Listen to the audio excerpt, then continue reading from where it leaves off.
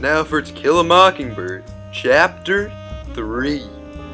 Catching Walter Cunningham in the schoolyard gave me some pleasure, but when I was rubbing his nose in the dirt, Jim came by and told me to stop. "You're bigger than he is," he said. "He's as old as you, nearly," I said. "He made me start off on the wrong foot." "Let him go, Scout." "Why?" "He didn't have any lunch," I said, and explained my involvement in Walter's dietary affairs. Walter had picked himself up and was standing quietly, listening to Jem and me. His fists were half cocked, as if expecting an onslaught from both of us. I stomped at him to chase him away, but Jem put out his hand and stopped me. He examined Walter with an air of speculation. "Your daddy, Mr. Walter Cunningham, from Old Sarum?" he asked, and Walter nodded.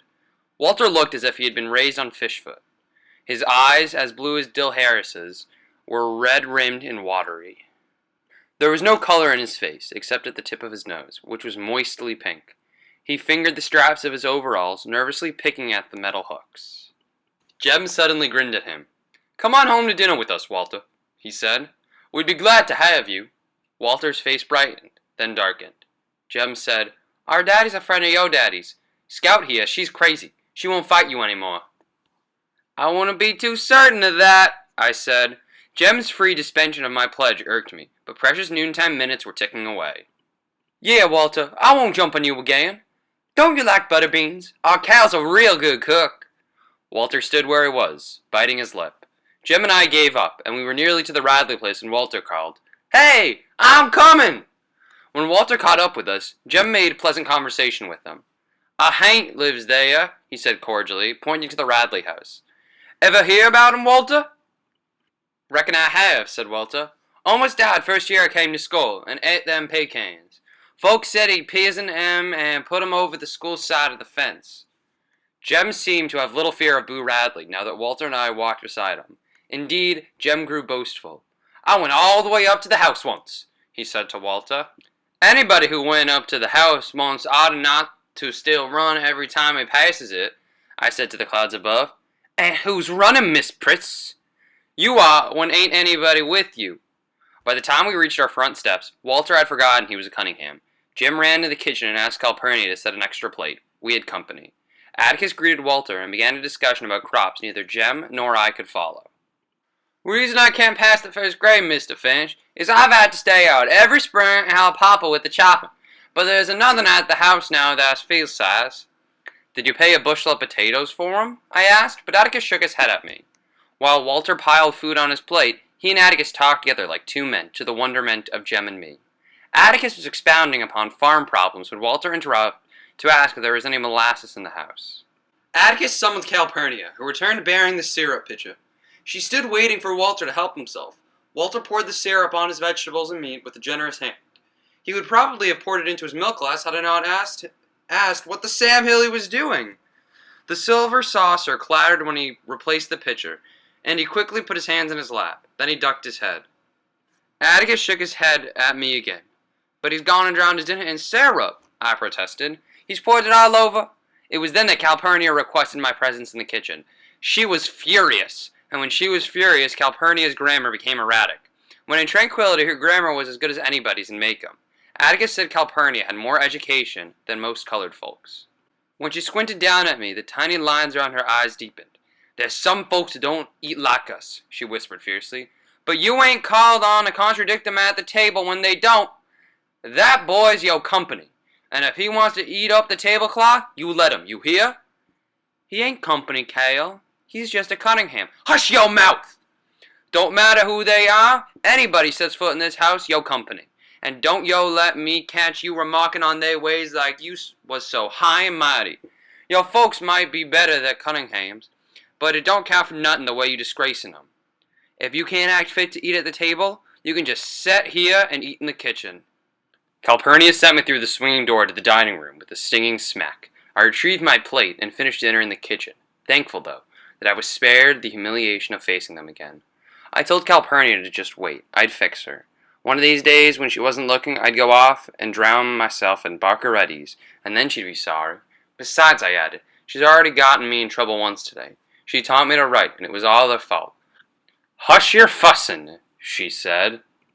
Jim and Walter returned to school ahead of me. Staying behind to advise Atticus of Calpurnia's antiquities was worth the solitary sprint past the Riley place. She likes Jem better than she likes me anyway, I concluded, and suggested that Atticus lose no time in packing her off. Have you ever considered that Jem doesn't worry her half as much? Atticus's voice was flinty. I've no intention of getting rid of her, now or ever. We couldn't operate a single day without Cal. Have you ever thought of that? You think about how much Cal does for you, and you mind her, you hear? I returned to school and hated Calpurnia steadily until a sudden shriek shattered my resentments. I looked up to see Miss Caroline standing in the middle of the room, sheer horror flooding her face. Apparently, she had revived enough to persevere in her profession. It's alive! She screamed. The male population of the class rushed as one to her assistance. Lord, I thought, she's scared of a mouse. Little Chuck Little, whose patience with all living things was phenomenal, said, Which way did he go, Miss Caroline? Tell us where he went, quick. DC, he turned to a boy behind him. DC, shut the door and we'll catch him. Quick, ma'am, where did he go? Miss Caroline pointed a shaking finger, not at the floor, nor at a desk, but to a hulking individual unknown to me. Little Chuck's face contracted, and he said gently, You mean him, ma'am? Yes'm, he's alive. Did he scare you some way? Miss Caroline said desperately, I was just walking by when I crawled out of his hair. Just crawled out of his hair. Little Chuck grinned broadly. There ain't no need to fear a cootie, ma'am. Ain't you ever seen one? Now don't you be afraid. You just go back to your desk and teach us some more.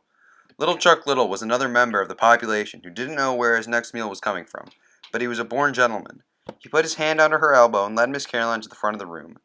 Now don't you fret, ma'am, he said. There ain't no need to fear a cootie. I'll just fetch you some cool water. The cootie's host showed not the faintest interest in the furor he had wrought. He searched the scalp above his forehead, located his guest, and pinched it between his thumb and forefinger. Miss Caroline watched the process in horrid fascination. Little Chuck brought water in a paper cup, and she drank it gratefully. Finally, she found a voice. What is your name, son? She asked softly. The boy blinked. Who, me? Miss Caroline nodded. Burris Ewell.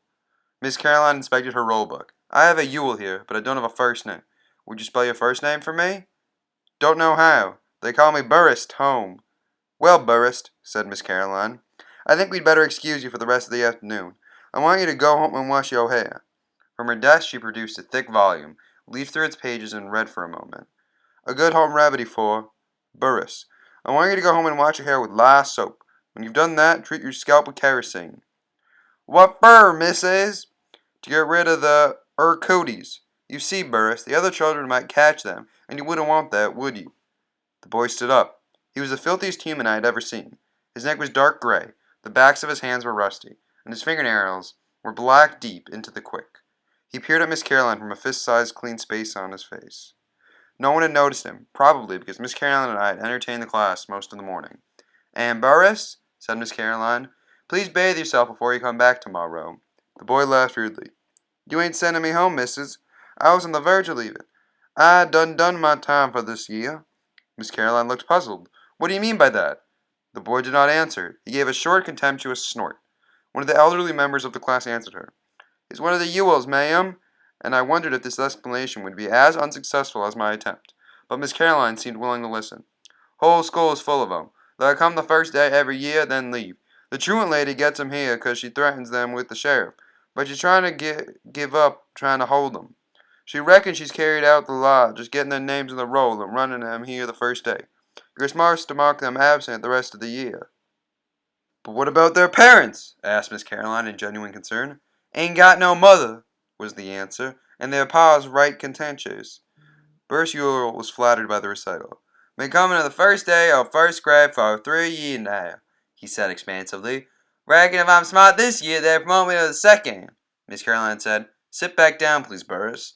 And the moment she said it, I knew she'd made a serious mistake. The boy's condensation flashed to anger. You try and make me, missus! Little Chuck Little got to his feet. Let him go, ma'am, he said. He's a mean one, a hard-down mean one. He's liable to start something, and there's some little folks here. He was among the most diminutive men. But when Burris Ewell turned towards him, little Chuck's right hand went to his pocket. Watch your step, Burris, he said. I'd soon kill you as look at you. Now go home. Burrs seemed to be afraid of a child half his height, and Miss Caroline took advantage of his indecision. Burrs, go home. If you don't, I'll call the principal, she said. I'll have to report this anyway. The boy snorted and slouched leisurely to the door. Safely out of range, he turned and shouted, Report and be damned to ye! Ain't no snot, no slut of a school teacher ever born said make me do nothing. You ain't making me go nowhere, missus. You just remember that. You ain't making me go nowhere. He waited until he was sure she was crying, then shuffled out of the building. Soon we were clustered around a desk, trying in our various ways to comfort her. He was a real mean one, below the belt. You ain't called on to teach folks like that. Them ain't Macob's ways, Miss Caroline. Not really. Now don't you fret, ma'am, Miss Caroline. Why don't you read us a story? That cat thing was real fine this morning. Miss Caroline smiled, blew her nose, said, Thank you, darlings, dispersed us, opened a book, and mystified the first grade with a long narrative about a toad frog that lived in a hall. When I passed the Riley place for the fourth time that day, twice at a full gallop, my gloom had deepened to match the house. If the remainder of the school year were as fraught with drama as the first day, perhaps it would be mildly entertaining, but the prospect of spending 9 months refraining from reading and writing made me think of running away. By late afternoon, most of my traveling plans are complete. When Jim and I raced each other up the sidewalk to meet Atticus coming home from work, I didn't give him much of a race. It was our habit to meet Atticus the moment we saw him, round the post office corner in the distance. Atticus seemed to have forgotten my noontime fall from grace. He was full of questions about school. My replies were monosyllabic, and he did not press me. Perhaps Calpurnia sensed that my day had been a grim one. She let me watch her fix supper. Shut your eyes and open your mouth, and I'll give you a surprise, she said. It was not often that she made crackling bread. She said she never had time, but with both of us at school today had been an easy one for her. She knew I loved crackling bread. I missed you today, she said. The house got so lonesome. Long about 2 o'clock, I turned on the radio. Why? Jem and me ain't ever in the house unless it's raining. I know, she said, but one of you's always calling distance. I wonder how much of the day I spent just calling after you. Well, she said, getting up from the kitchen chair, it's enough time to make a pan of crackling bread, I reckon. You run along now and let me get supper on the table. Calpurnia bent down and kissed me. I ran along, wondering what had come over her. She had wanted to make up with me. That was it. She had always been too hard on me. She had at least seen the error of her fractious ways. She was sorry and too stubborn to say so. I was weary from the day's crimes. After supper, Atticus sat down with the paper and called, Scout, ready to read? The Lord had sent me more than I could bear, and I went to the front porch. Atticus followed me. Something wrong, Scout? I told Atticus I didn't feel very well, and didn't think I should go to school anymore if it was all right with him. Atticus sat down in the swing and crossed his legs. His fingers wandered to his watch pocket. He said that it was the only way he could think. He waited in an amiable silence, and I sought to reinforce my position. You never went to school, and you do all right, so I'll just stay home too. You can teach me like Granddaddy taught you and Uncle Jack. No, I can't, said Atticus. I have to make a living. Besides, they put me in jail if I kept you at home. Dose of magnesia for you tonight and school tomorrow. I'm feeling all right, really. Thought so. Now what's the matter? Bit by bit, I told him the day's misfortunes. And she said you taught me all wrong, so we can't ever read any more, ever. Please don't send me back. Please, sir. Atticus stood up and walked to the end of the porch. When he completed his examination of the wisteria vine, he strolled back to me. First of all, he said, if you can learn a simple trick, Scout, you'll get along a lot better with all kinds of folks. You'll never really understand a person until you consider things from his point of view. Sir? Until you climb into his skin and walk around in it. Atticus said I had learned many things today, and Miss Caroline had learned several things herself.